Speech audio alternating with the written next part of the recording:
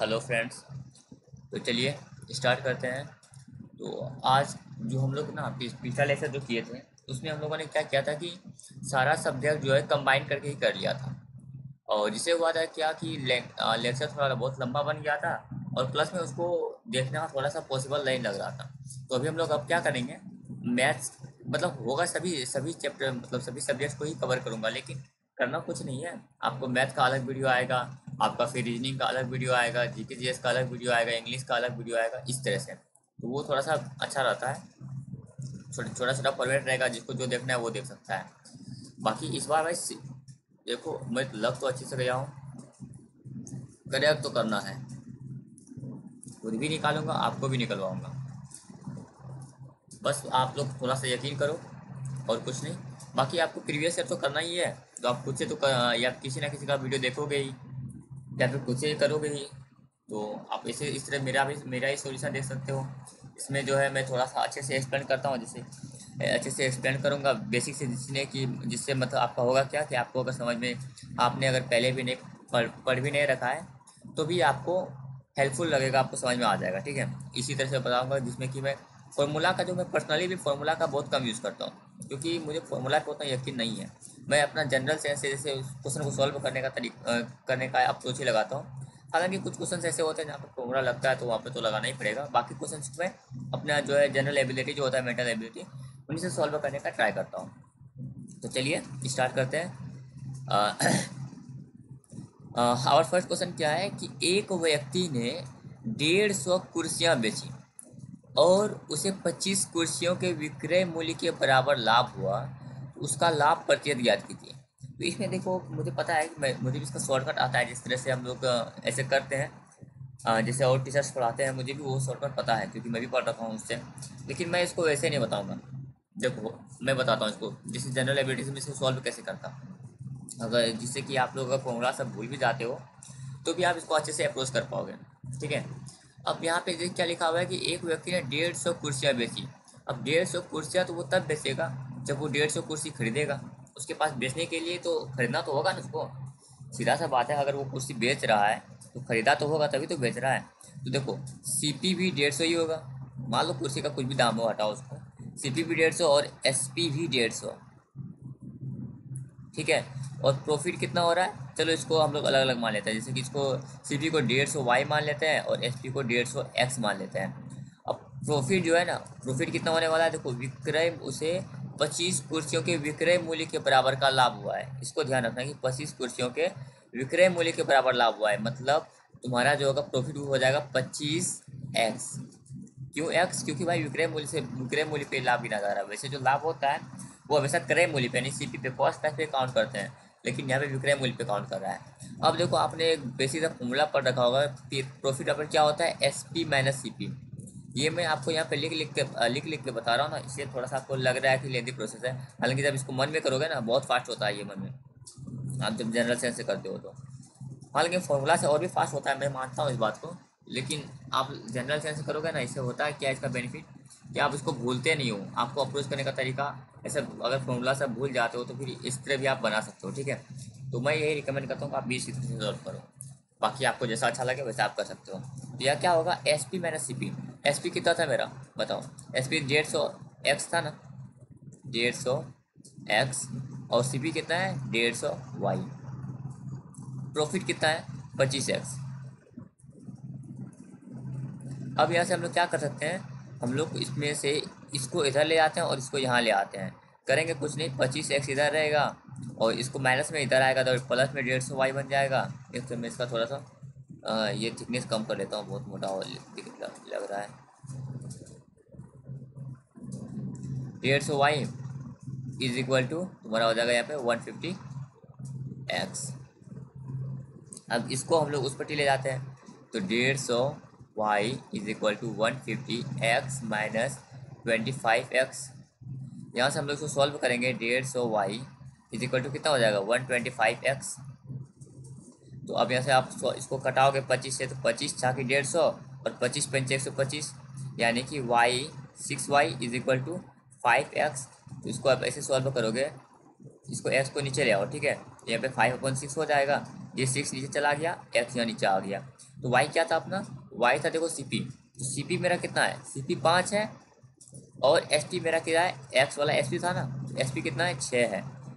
मतलब क्या हुआ देखो, एक का अगर 5 में हम लोग खरीदें, सी पी और एस पी का रेशियो कितना है, 5 और 6 का है, यानी कि अंतर कितने का है, एक का।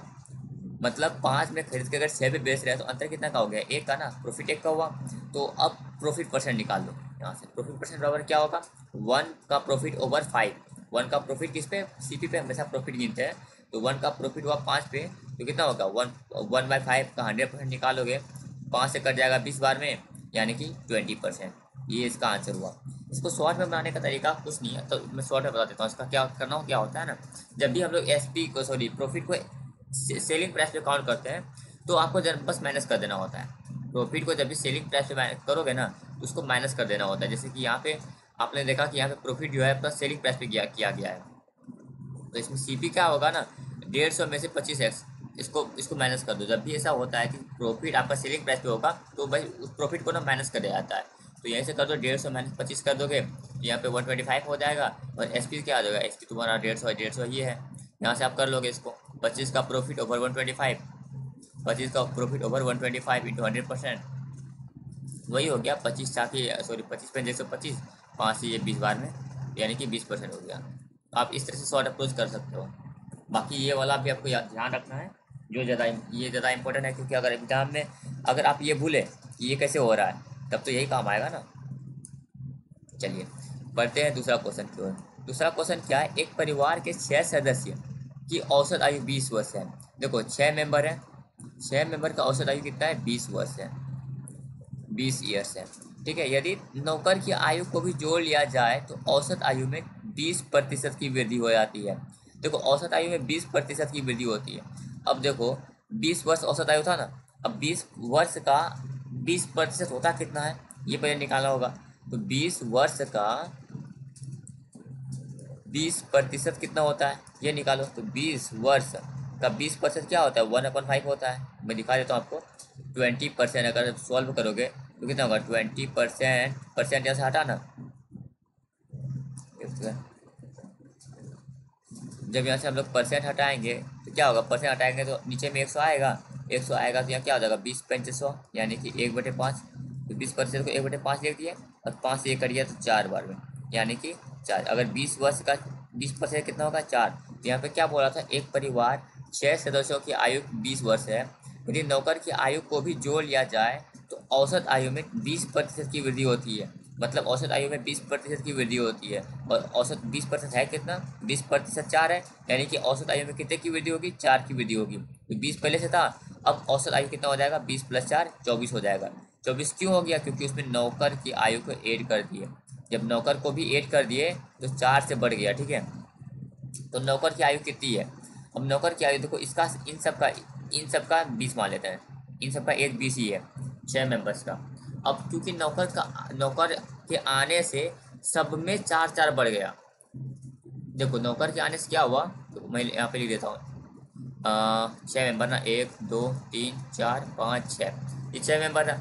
अब 6 मेंबर सबको 20-20 साल का था, ठीक। ये 6 का 6 मेंबर ही 20-20 साल का था सबको, ठीक। अब यहाँ पे नौकर आ रहा है, तो मान लेता हूँ चलो कुछ टाइम के लिए कि नौकर भी 20 साल का था, एवरेज मान लेते हैं कुछ टाइम के लिए, मानो। अब क्या हुआ, जैसे इसमें नौकर आया ना, तो नौकर एग्जैक्टली 20 साल का नहीं था, तो क्या हुआ, जैसे नौकर आया सबका जो है एवरेज 4 से बढ़ गया, सबका 4 से बढ़ गया, यानी कि ये 20 पहले से था, तो 20 + 4 यहाँ पे हो गया, ये भी, इसमें भी 4 बढ़ गया, इसमें भी 4 बढ़ गया, इसमें भी 4 बढ़ गया, इसमें भी 4 बढ़ गया, इसमें भी 4 बढ़ गया।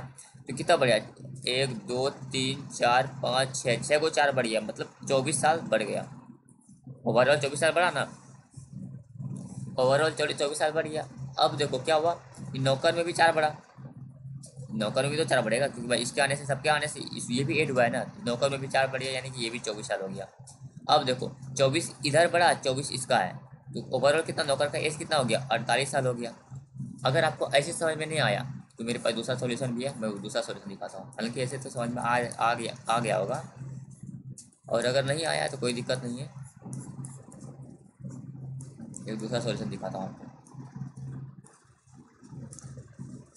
अब इसमें क्या करोगे, नॉर्मल जैसे हम लोग करते हैं कि 6 का औसत आयु 20 है, 6 का अगर औसत आयु 20 है तो ओवरऑल आयु कितना हो गया सबका, सबको अगर जोड़ देंगे तो 120 वर्ष हो गया ना, 120 वर्ष हो गया। और क्या बोल रहा है कि जब उसमें नौकर आया है ना तो 20% वृद्धि हो गई, तो 20% का मतलब 4 की वृद्धि हो गई। अब 4 की, अगर नौकर आने से 4 की वृद्धि होती है इन 6 मेंबर्स में भी, 6 का 6 जितना भी मेंबर है सबको में 4 वर्ष की वृद्धि हो जाती है। मतलब कि 6 को, अगर 20 था ना, 20 में से सबको 4 मिल गया तो 24 हो गया। 24 हुआ तो ये कितना होता है, 24 आके 44 से, जो मेरे 44 हो गया। ठीक है। अब 144 इसका हुआ है और एवरेज और बढ़ गया ना, मतलब ये पहले 6 मेंबर था और ये 6 मेंबर पहले से था और एक नौकर भी आ गया, नौकर भी आ गया तो कितना हो जाएगा, 7 हो जाएगा ना। 7 मेंबर का एवरेज 20 से बढ़ के 24 हो जाता है, तो यहाँ पे 24 से कितना होता है, 148। ठीक। अब यहाँ से देखो, ये 148, 120 से 148 क्यों हुआ, क्योंकि एक आदमी एक्स्ट्रा ऐड हो गया। अब एक आदमी एक्स्ट्रा ऐड हुआ तो उसका एज कितना होगा, इसमें से सिंपल इसको माइनस कर दो, 148 में से 120 माइनस कर दोगे तो यहाँ से तुम्हारा आ जाएगा 48 ईयर्स, सॉरी 28 ईयर्स इधर आ गया और 28 ईयर्स इधर आया ना। कितना आया रे भाई, 20 और 24, रुको 24 से कितना होता है, 24 168 होता है, सॉरी यहाँ पे 148 मैंने लिख दिया, 168 होता है। तो यहाँ से माइनस करोगे तो कितना हो जाएगा, 148 साल हो जाएगा। यहाँ से आपका आंसर हो गया इस तरह से। हालांकि पहले वाला जो मेथड मैंने बताया वो ही बेस्ट है, उसी से आप करो। चलो अगला है, एक बगीचे की सफाई में 6 घंटे का समय लगता है। एक बगीचे की सफाई के में 6 घंटे का समय लगता है, तो मान लो 6 घंटा में कितना काम हो रहा है, एक काम हो रहा है। ठीक, एक काम हो रहा है, 6 घंटा में एक काम हो रहा है। अब मान लो कि आधा घंटा में कितना होगा, इसको अगर 12 से भाग देंगे, इधर भी 12 से भाग दे दो, जैसे क्या निकलेगा, आधा घंटा में कितना काम हुआ, 1/12 काम हुआ। ठीक। और कितना बोला है कि 2 घंटा 30 मिनट, और 2 घंटा 30 मिनट को कैसे लिख सकते हैं हम लोग, ऐसे लिख सकते हैं क्या, 2.5 ऐसे, सॉरी 5.5 नहीं, 2 घंटा 30 मिनट को ऐसे लिख सकते हैं 2.5। इसको सॉल्व करोगे तो क्या हो जाएगा, 5/2, ऐसा लिख सकते हैं ना। तो यहाँ से हम लोग 5/2 कैसे कर सकते हैं, इसको 5 से मल्टीप्लाई कर दो, क्योंकि इधर 5 से मल्टीप्लाई किया, इधर भी 5 से मल्टीप्लाई करेंगे तो 5.5 घंटे में, यानी कि 2.5 घंटे में कितना काम हो जाएगा, 5/12 काम हो जाएगा। ठीक, तो इस तरह इसका आंसर हो गया। चलिए बढ़ते हैं अगले क्वेश्चन की ओर।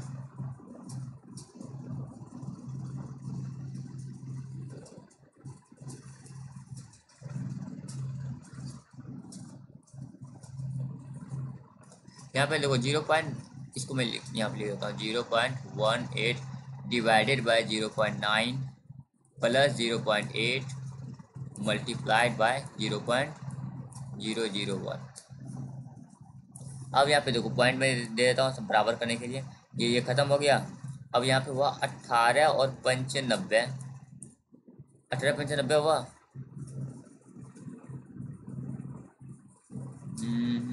1/5 प्लस ये, इसको सॉल्व करोगे तो अब क्या हो जाएगा, 8/10।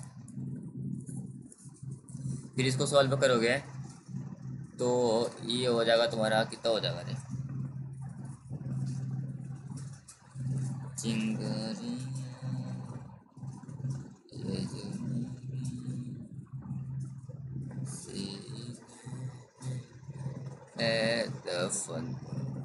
चलो हाँ, ये 10 हो गया, 10 से हो गया तो यहाँ पे आपको सॉल्व करोगे इसको, कैसे होगा, 5 दूनी 10 और 2 यहाँ पे और यहाँ पे 8, तो 8 10, 10/10 मतलब 1 हुआ। यानी ये सब पूरा कितना है, ये सब पूरा का वैल्यू 1 है, और 1 को जब 0.001 से मल्टीप्लाई करोगे क्या होगा, 0.001 ही होगा। तो ये इसका आंसर हो गया ऐसे।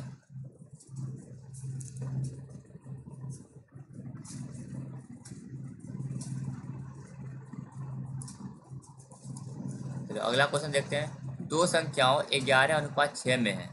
ठीक है, दो संख्या है जिसका 11:6 में है और एचसीएफ बोल रहा है 4 है। अब एचसीएफ 4 कब हो सकता है, कॉमन सेंस का बात है, एचसीएफ 4 कब होगा, एचसीएफ मतलब क्या होता है, दोनों में कॉमन, दोनों में कॉमन होना चाहिए। अगर हम लोग क्या कर रहे हैं, दोनों में कॉमन 4 हमको चाहिए भाई, ये आपका जो रेशियो में है ना, सिंपल सा काम करो, इसको 4 से मल्टीप्लाई कर दो, इसको भी 4 से मल्टीप्लाई कर दो, तो दोनों का एस एफ 4 आ गया ना। अगर हमको दोनों का एस एफ 4 सेट कैसे करेंगे, दोनों में 4 4 होगा तभी तो 4 चाहिए एस एफ आएगा ना। तो दोनों को 4 से मल्टीप्लाई कर दो। जब दोनों को 4 से मल्टीप्लाई कर देंगे तो क्या होगा, दोनों में 4 कॉमन आ जाएगा। अब ये हो गया 44, ये हो गया तुम्हारा 24। देख लो इसका एस एफ 4 ही आएगा। मैं निकाल के दिखा देता हूँ। निकालना क्या, ऊपर में तो है ही है, एस एफ 4 है। अब यहाँ पे क्या बोला, छोटी संख्या ज्ञात की, छोटी संख्या 24 है, यहाँ से आपका 24 हो गया।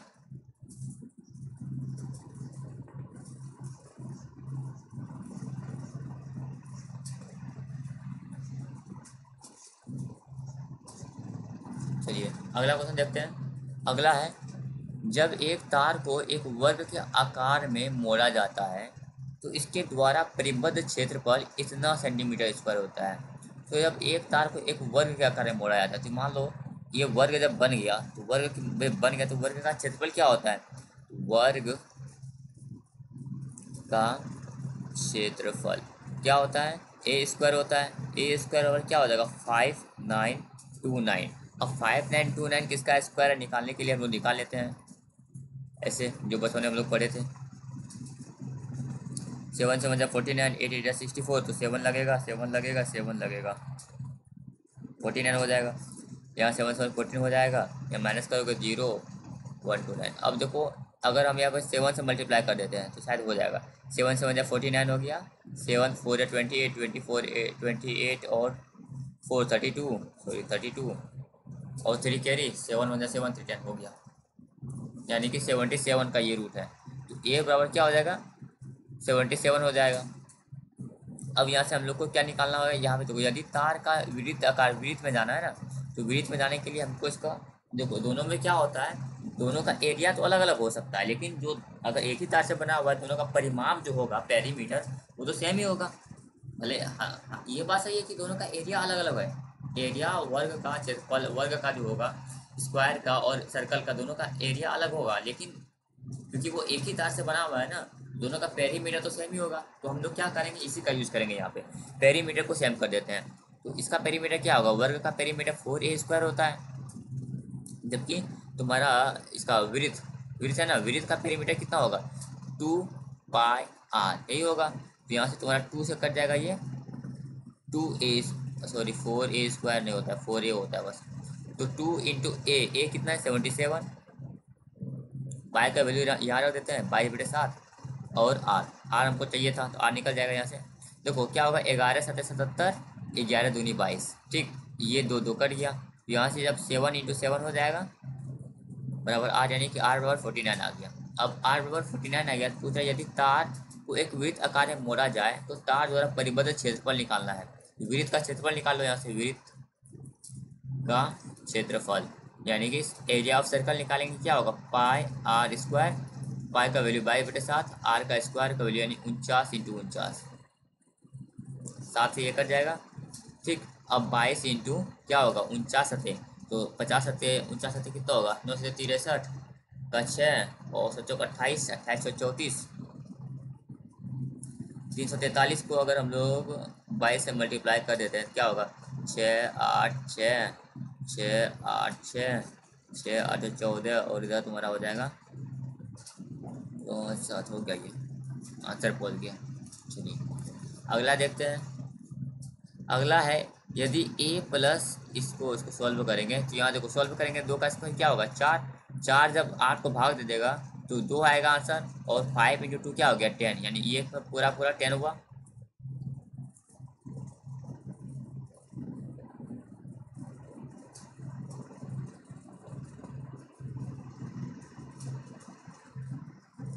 टेन हुआ ना। अब देखो 10 into 11, A plus 10 into 11 is equal to 134।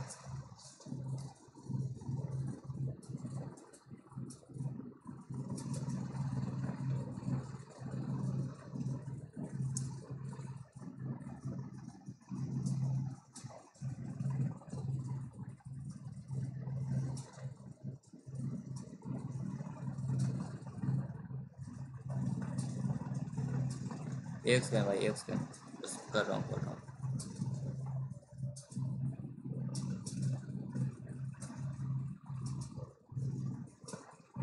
तो यहाँ से तुम्हारा क्या होगा a इंटू 10 प्लस 1, तो यहाँ से प्लस क्या हो जाएगा 110 बराबर 134। ए बराबर क्या होगा 134 माइनस 110 बराबर 24। यहाँ से तुम्हारा आंसर हो जाएगा। ठीक है, अब अगला क्वेश्चन देखते हैं।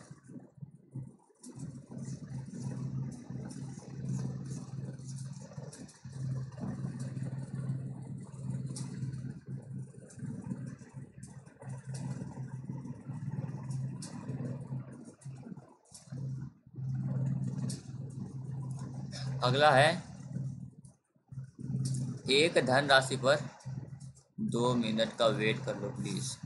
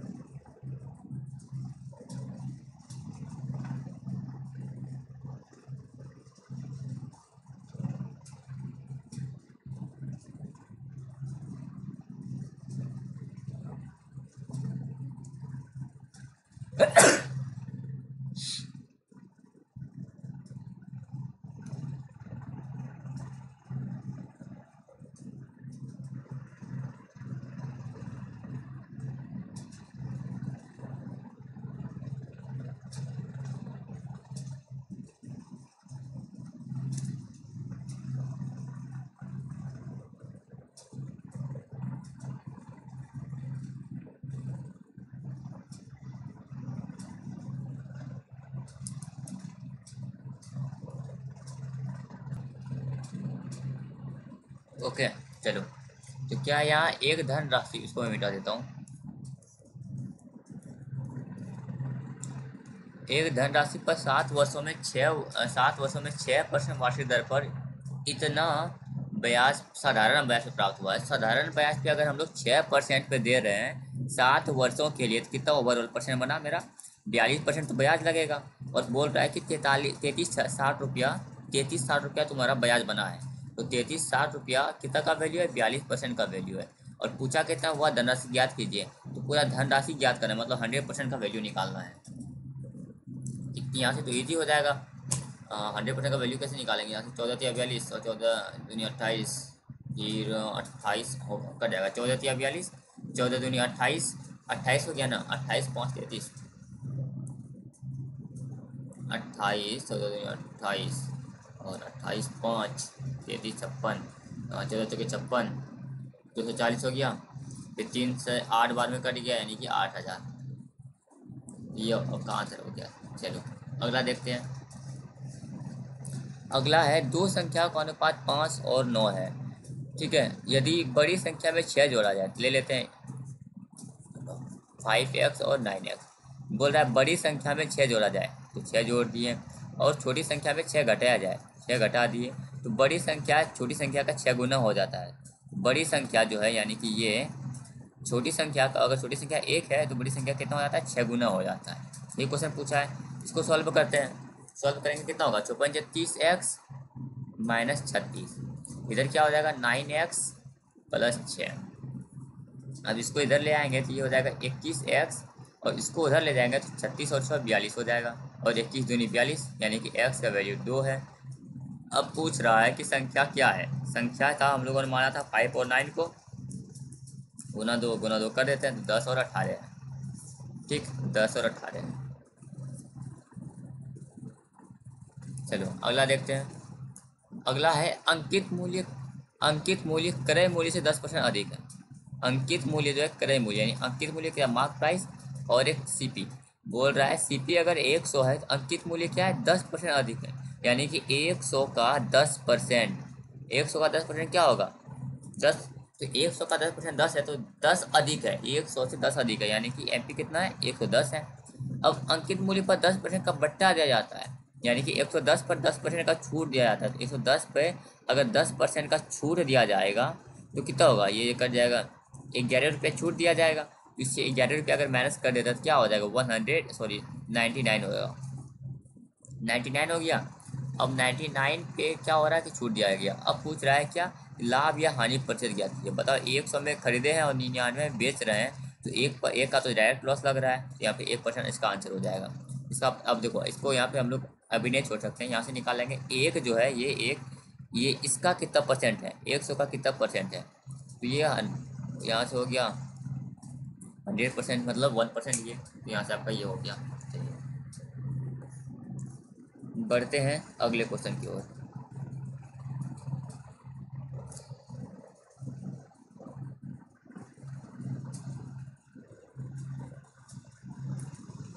अगला क्वेश्चन क्या है,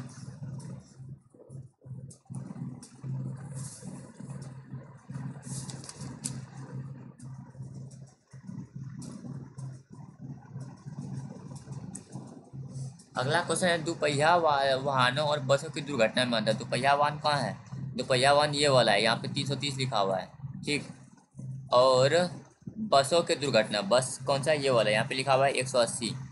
इन दोनों के अंतर पूछ रहा है, तो 180 और 330 में अंतर कितना है, तो यहाँ से 0 हो जाएगा, और 8 इधर 13 है, तो 8 5 13 हो जाएगा, और 2 में से 1 गया तो 150 का अंतर है।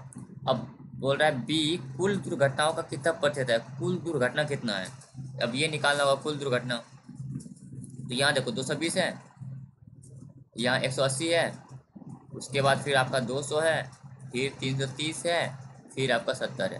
तो देखो 330 और 70 400 हो गया। उसके बाद आपका यहाँ पे 220 और 180, ये भी तुम्हारा 400 हो गया, और यहाँ से 200, यानी कि 400 200 400 1000 हो गया, ओवरऑल 1000। अब क्वेश्चन क्या पूछा है कि देखो दोपहिया वाहनों और बसों की दुर्घटना में अंतर, और बी इतना है, तो तुमको निकालना है निम्नलिखित में दंडालेख में दौरान सर्विस दिया दोपहिया वाहन क्या निकाला, अरे कुल दुर्घटनाओं का कितना प्रतिशत, अच्छा बी जो है कुल दुर्घटनाओं का कितना प्रतिशत है। तो बी पूछ रहा है कुल दुर्घटना कितना है, 1000, और बी कितना है 150। तो बोल रहा है कि 1000 150 का कितना प्रतिशत है, सॉरी 150 1000 का कितना प्रतिशत है, निकाल लो 150 1000 का कितना प्रतिशत है, निकाल लो यहाँ से, 2 को 0 खत्म, यहाँ से तुम्हारा आ जाएगा 15% इसका आंसर। ये वाला इसका आंसर हो गया, ठीक है। चलिए अगला क्वेश्चन देखते हैं। अगला है 3.6 मीटर परिमाप वाले अर्धवृत्त का क्षेत्रफल ज्ञात कीजिए। अब 3.6 मीटर परिमाप है, ठीक है, 3.6 मीटर अगर परिमाप है तो अर्धवृत्त का परिमाप होता क्या है, पेरीमीटर ऑफ अर्थ सेमी सर्कल, अर्धवृत्त का परिमाप। देखो अर्धवृत्त इसको बोलते हैं ना, ये होता है। तो वृत्त का परिमाप क्या होता है, 2 पाई आर, इसका आधा होगा, यानी कि पाई आर। और पाई आर में भी क्या है, यहाँ से देखो ये एक यहाँ पे आर है, एक यहाँ पे आर है, तो ये 2 आर दूर जाता है, ठीक है। तो क्या होता है पाई आर प्लस 2 आर, इसमें sorry pi R plus 2 R.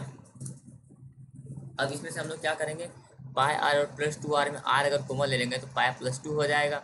अब ये पूछ रहा है 3.6 मीटर परिमाप है, यहाँ से देखो दिया हुआ है 3.6 मीटर, 3.6 का। अब 3.6 हो गया आर इधर, और पाई का वैल्यू रख लेते हैं हम लोग, क्या रखेंगे पाई का वैल्यू 3.14 या 22/7 रख देते हैं, चलो 22/7 रख देते हैं, 22/7 प्लस 2 3.6, आर इधर से तुम्हारा कितना होगा 7 दूनी 14, 14 और 22 36 हो जाएगा, 36/7 हो गया। अब यहाँ से देखो इसको कटा देंगे, यहाँ पे इसको 10 आ जाएगा, नीचे में 36 36 कर दिया, 60/10 यानी आर बराबर क्या होगा 7/10, ये हुआ। अब आर अगर मेरा निकल गया, अब क्या निकालना है, क्षेत्रफल निकालना है, अर्धवृत्त का क्षेत्रफल। अर्धवृत्त का क्षेत्रफल क्या होगा, पाई आर स्क्वायर बाई 2, ये होगा पाई आर स्क्वायर बाई 2। अब देखो पाई का वैल्यू तुम्हारा यहाँ पे रख लेते हैं 22/7, आर का वैल्यू रख लेते हैं कितना 7/10 है ना, तो 7/10 इंटू 7/10 और नीचे में 1/2। ठीक, यहाँ से 7 कट गया, 2 से 11 बार में कट गया, 11 से 70 और 77 बार नीचे 100, यानी क्या हुआ 0.77। ये इसका ऐसे आंसर हो गया। चलिए अगला देखते हैं। अगला है एक सेंटर टेबल को ₹13,340 में बेचने पर अर्जित लाभ प्रतिशत समान सेंटर टेबल को 10,560 में बेचने पर हानि की प्रतिशत के बराबर हुआ है। मतलब कुछ नहीं है, एक टेबल को एक बार 13,440 में बेचा और एक बार 10,560 में बेचा। तो ठीक है, यहाँ पे कुछ इसका कॉस्ट प्राइस था। तो पहली बार बेचा तो लाभ हुआ, दूसरी बार जो बेचा तो हानि हुआ। लाभ और हानि जो है ना बराबर ही हुआ, जितना भी लाभ हुआ था उतना ही हानि हुआ। ये क्वेश्चन पूछ रहा कहना चाह रहा है कि जितना लाभ हुआ उसको उतना ही हानि हुआ। इसके समय हम लोग क्या करते हैं, कुछ नहीं, इन दोनों को जोड़ के आधा कर दो, ये सीपी निकल जाएगा। 13,440 और 10,560 को जोड़ो तो 13,000 आपका जो है, इन दोनों को जब जोड़ेंगे तो कितना हो जाएगा 12। तुम्हारा क्या हो जाएगा रे भाई, चलो जोड़ के देख लेते हैं। 0 0 0 6 4 10, 4 5 5 5 10, फिर तुम्हारा 4 और यहाँ से तुम्हारा 24,000। 24,000 को 2 से भाग दे देंगे तो 12,000 आएगा। तो सीपी आपका आ गया 12,000। ठीक, बाकी आप यहाँ से अगर आप जोड़ के इसको देख भी सकते हो कि अंतर बराबर का है या नहीं। तो 12,000 प्लस 1440 ही 13,440 होगा, और 12,000 में जब 1440 घटा देंगे तो ये हो जाएगा। मतलब क्या हुआ, देखो 12,000 का सामान था, इसमें से कुछ इतना प्रॉफिट में बेचे तो इतना में बेचे तो इतना का प्रॉफिट हुआ, और इतना में बेचे तो सेम उतना ही का लॉस हुआ। ये हुआ। अब पूछ रहा है 20% का लाभ अर्जित करने के लिए, 20% का लाभ अर्जित करने के लिए इसको किस मूल्य पर बेचा जाना चाहिए। तो देखो क्या है कि 100% का वैल्यू ऐसे नहीं निकालते, ऐसे निकालते। 12,000 जो है वो 100% का वैल्यू है, ठीक है, और 20% का लाभ चाहिए उसको। तो 100% का वैल्यू है और 120 का 120 में 120% निकालेंगे तभी तो उसका लाभ होगा ना। अब 100 में खरीदे हैं और 120 में बेचेंगे तभी तो लाभ होगा। तो वही बोल रहा है कि 100 का वैल्यू अगर 12,000 है तो 120 का आपको चाहिए होगा। तो 120 का निकाल लेते हैं। ये 2 को 0 खत्म हो गया, और 12 इंटू 12 144, और 1 0 1 यहाँ भी 1 0, ये इसका आंसर हो गया ऐसे। चलिए अगला है 11 दोस्तों में हर एक ने एक टूर पर 18 रुपये खर्च किए और 12वें दोस्त ने उन सभी 12 दोस्तों को के औसत खर्च से 11 रुपये कम खर्च किए। ठीक है, इसको करने के लिए क्या है कि 11 फ्रेंड जो है 18 रुपया खर्च कर रहा है ना। 11 फ्रेंड अगर 18 रुपया खर्च कर रहा है तो ओवरऑल कितना खर्च किया है, 198 खर्च किया। मल्टीप्लाई कर देंगे तो अब क्या हुआ कि 12वें उन सभी 12 दोस्तों के औसत खर्च से 11 रुपये कम खर्च किया। अब 12वां जो दोस्त है ना, 12th फ्रेंड, वो क्या किया, इन सब से 11 रुपये खर्च कम किया है। ये सब 18 रुपये खर्च कर रहा था, इन सबसे 11 रुपये कम खर्च करेगा। इसका मतलब क्या, ये कितना खर्च करेगा, ये करेगा 18 में से 11 रुपये कम खर्च, यानी कि तुम्हारा कितना 7 रुपया खर्च करेगा। ये 7 रुपया खर्च करेगा। तो पूछ रहा है कि 12 दोस्तों द्वारा खर्च की गई कुल धनराशि कितनी है। तो 198, ये लोग मिलकर खर्च किया था 198, सॉरी 198 और 7 रुपये ये खर्च किया। ओवरऑल कितना होगा 8 7 15, 205 रुपया। यहाँ पे ऑप्शन ही नहीं है, इसका ऑप्शन ही शायद गलत है, क्योंकि मैं बहुत बार इसको ट्राई किया था, मिल ही नहीं रहा था इसका। अगला देखो, नीचे दिए गए तालिका 2014 से 2 कंपनियों के बीच म्यूजिक सिस्टम की संख्या दिखाया गया है। ठीक है, कंपनी ए और बी का अंतर कितना, ये निकालना है। मैं इसमें आपको यहाँ पे आपको दिख नहीं रहा होगा, मैं लिख देता हूँ। कंपनी ए का 540 है, फिर आपका 84 12 है, फिर आपका 71 48 है, फिर आपका 84 और 24 है। ठीक, कंपनी बी कितना है, ये कंपनी ए का वैल्यू है। कंपनी बी का है तुम्हारा 69 80 10 512 86 20 और 120, ये है। इन सबको जोड़ लेते हैं। कंपनी ए जो है कितना बिक्री किया है, तो ये तुम्हारा कंपनी ए जो है बिक्री किया है 29624, और ये बिक्री किया है आपका 36132। अब इसका एवरेज निकालना है। देखो औसत बिक्री पूछ रहा है, तो एवरेज निकालने के लिए क्या करेंगे, 4 साल का है ना, तो इसको 4 से भाग दे देंगे, इसको भी 4 से भाग दे देंगे। इसको जब 4 से भाग देंगे कितना आएगा 7406 आएगा, और इसको 4 से भाग दे देंगे तो 1627 आएगा। ठीक है, अब क्या पूछ रहा है, इन दोनों का अंतर पूछ रहा है। अरे यार 1627 नहीं, यहाँ पे इसको सॉरी सॉरी, इसको जब 4 से भाग देंगे तो आएगा तुम्हारा 90 33 आएगा। और इन दोनों का अंतर कितना है, 1627 है। तो यहाँ से इसका आंसर ये इस तरह से हो जाएगा।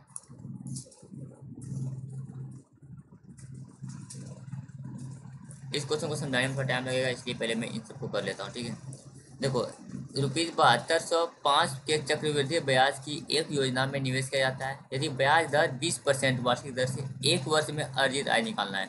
कुछ नहीं करना भाई, साधारण ब्याज पे साधारण ब्याज पे क्या गया निवेश है, 7205 में पूछ रहा है, 7205 का 20% निकालना है बस। तो कोई से कर दोगे 7205 का 20%, यानी 1/5। 20% तो 1/5 ही होता है ना, 20% बराबर 1/5 होता है। तो इसका जब निकाल लोगे क्या हो जाएगा तुम्हारा, 1544 नहीं, 1544 नहीं होगा, 5 से भाग दोगे, 5 का 5 और फिर 2 22, 5 चौक 20, फिर 5 चौक 20, फिर 5 का 25, आंसर हो गया। अगला क्वेश्चन है, 10 संख्याओं का औसत 42 है। 10 संख्याओं का औसत 42 है। यदि प्रत्येक संख्या में 5 की वृद्धि कर दी जाए, सब में 5 की वृद्धि करेंगे तो इसमें भी 5 की वृद्धि हो जाएगी। एवरेज का मतलब क्या है, सब में अगर 5 का वृद्धि हुआ है तो इसमें भी 5 का वृद्धि हो जाएगा। तो नया औसत क्या होगा, नया औसत 47 होगा, 42 + 5।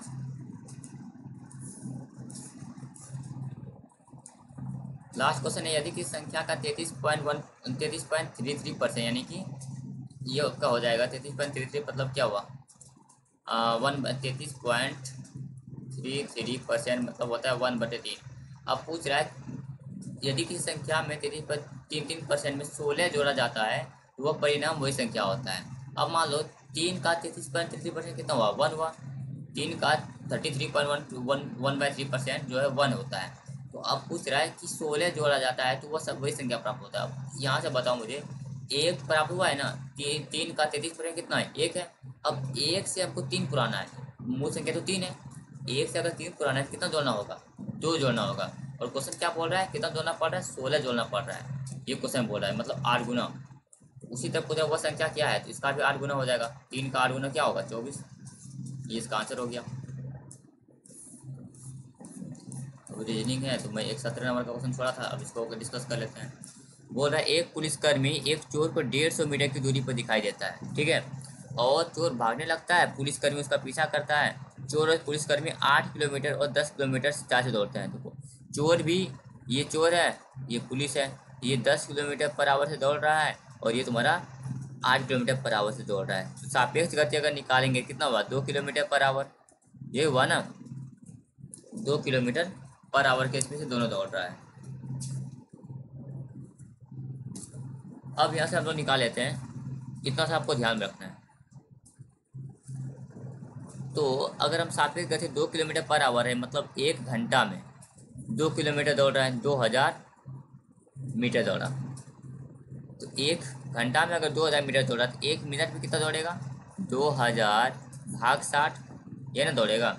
तो जब सॉल्व करेंगे कितना आएगा पता है, 1 मीटर में आएगा आपका 0 0 खत्म होकर 100/3, 100/3 मीटर 1 मिनट में। ठीक, अब 1 मिनट में 100/3 मीटर दौड़ रहा है, इसको ध्यान रखिएगा। और ओवरऑल इसको 150 मीटर कवर करने में इस स्पीड से कितना टाइम लग जाएगा, ये निकालो। 150 मिनट इस स्पीड से कवर करने में कितना लग जाएगा। तो देखो, ये तुम्हारा स्पीड है, ये स्पीड है ना, और ये डिस्टेंस है 150 मीटर। तो डिस्टेंस और स्पीड टाइम कैसे निकालेंगे, टाइम निकालने के लिए डिस्टेंस को स्पीड से भाग दे देंगे।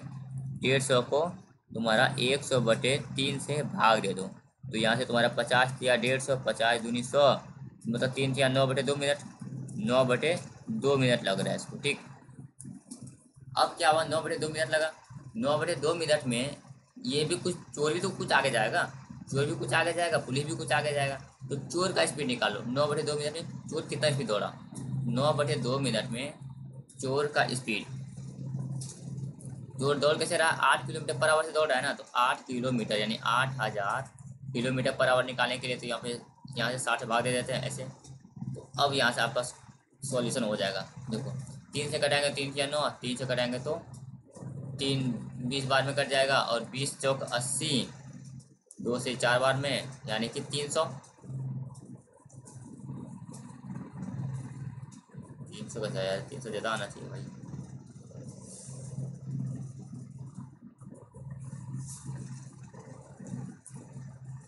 अच्छा यहाँ पे 2 मेरा कम हो गया है, रुको।